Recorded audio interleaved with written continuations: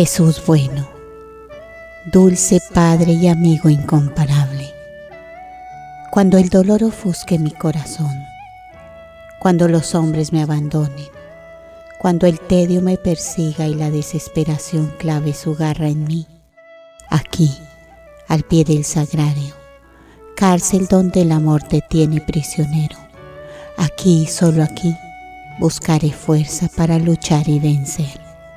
Dame tu ayuda para cumplir lo que te ofrezco. Sin ti nada soy, nada puedo, nada valgo. Fortaléceme y desafiaré las tempestades. Jesús mío, dame humildad, paciencia y gratitud.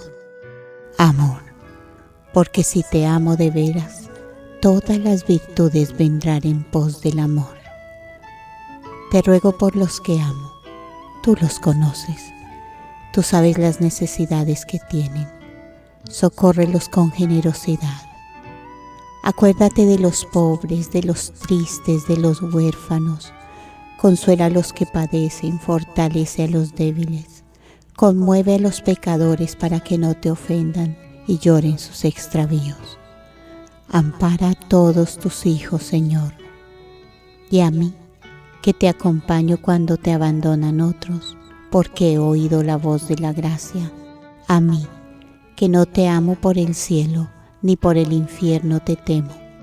A mí, que solo busco tu gloria y estoy recompensada con la dicha de amarte, auméntame este amor y dame fortaleza para luchar y obtener el apetecido triunfo.